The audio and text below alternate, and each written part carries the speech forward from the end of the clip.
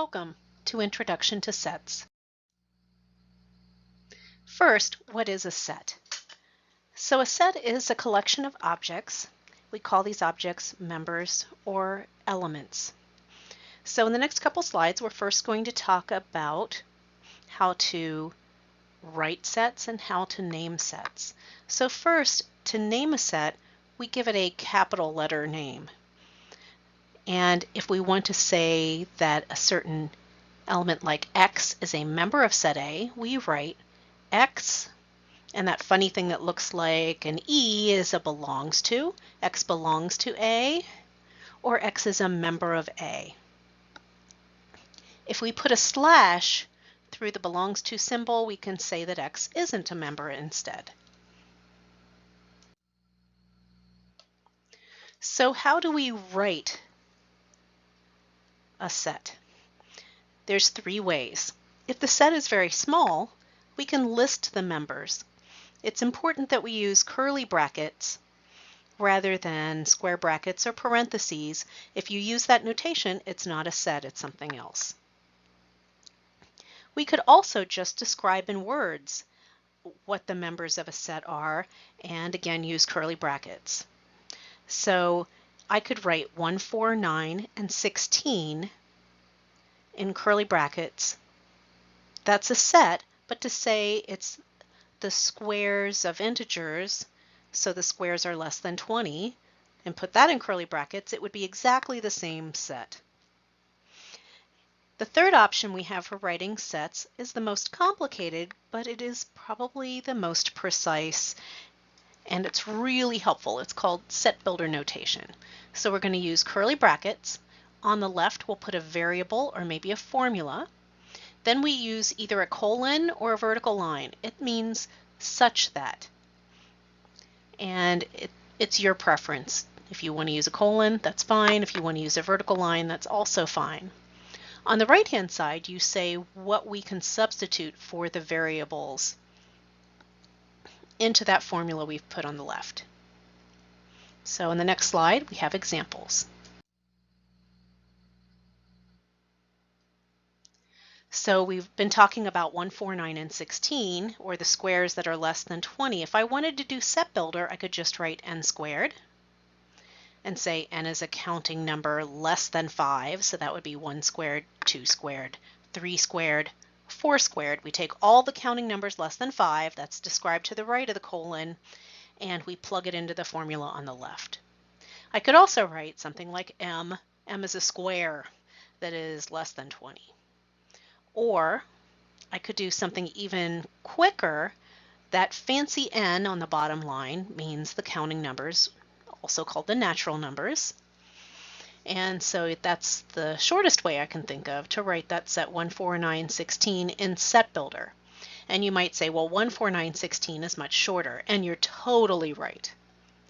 However, what if I did the squares up to 1,000? Then you don't want to list all of those squares. It would be much quicker to do something like we did using set builder notation. So I've put some examples to try on the screen.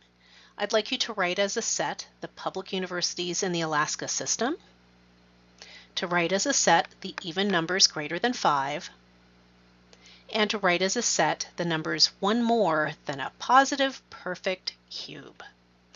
Stop the recording and give these a try. We'll check them in the next slide. Welcome back. So I've written a few answers. You could just write UAA, UAF, UAS as a list in curly brackets. That would be a fast way to do number 1. You could even keep the description and just put it in curly brackets. Public universities in the state of Alaska system, that is still right. Number 2, we could say even numbers greater than 5, or 2n, where n is a counting number and n is bigger than 2, or 2n, n is a natural number, and n is greater than 2.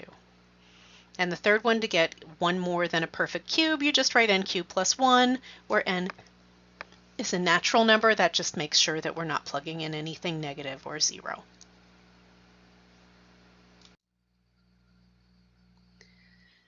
There are some special sets that you should know. The empty set is a set with no members at all, like days of the week that start with Q would be the empty set. We can write the empty set in different ways. One is to write curly brackets with nothing inside at all. Or we can write this thing that looks basically like an O with a slash through it. That's also the empty set. You can think of the empty set, those curly brackets represent a box. And whatever's inside the curly bracket is like the stuff inside the box. So the empty set is like a box with nothing inside. Then the natural numbers, also known as the counting numbers, are 1, 2, 3, 4. Dot, dot, dot. Those 3 dots are ellipses. It means to continue in the same manner. Then we have the integers written by that funky looking Z, and it is the natural numbers. They're additive inverses and also 0. And the funny Q is the set of rational numbers. That's all the fractions where A and B are integers, and I did not write in B can't be 0, so B can't be 0. So when are 2 sets the same? 2 sets are equal if and only if they have exactly the same elements. So for example, I could say Saturday, Sunday is set A, and weekend days are set B, and both contain exactly Saturday and Sunday, nothing else. That means A equals B. But the sets 1, 2, 3 and 1, 2, 5 are not equal because although they both have 1 and they both have 2, they have elements. C has something that D does not have, 3, and D has 5 that C doesn't have. If only one of those 2 things were true, that would be enough to say the sets were not equal. Some things to notice. When you write a set, I don't care what order you write the elements in, and you just ignore any repeats. So 1, 2, 3 is the same as set 2, 3, 3, 1. And as I've mentioned a couple of times, we only use curly brackets to write sets, not round parentheses, not square brackets, not pointy brackets.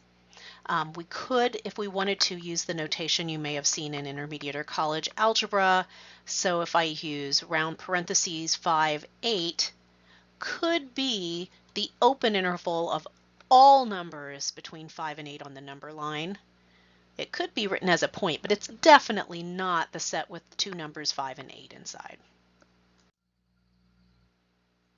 2 sets are equivalent if I can put a 1-to-1 correspondence between them. That means I'm going to pair up members of the first set with members of the second set so that I use each element exactly once. Here the set of plates is in 1-to-1 correspondence with the set of cups. I could also use spoons and plates, or spoons and cups, or cups and spoons.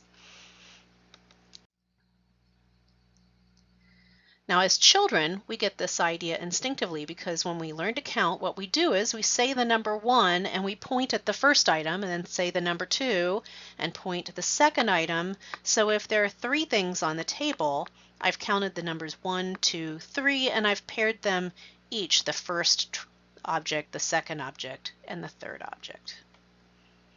Nothing gets used twice, nothing gets left out. Our last definition today is about a subset, and a set A is a subset of a set B if and only if every member of A is also a member of B. Note for a set S, S is always a subset of itself. And since the empty set has no members, it follows the rule, right? There's no member of the empty set that isn't a member of B, so it follows the rule too. That means every set has 2 subsets at least, except for the empty set, which just has itself. So I would like you to find all the subsets you can of the set T, which has A, B, and C. Stop the recording and rejoin when you're done, and we'll check the answers. So there are 8 subsets. How did you do?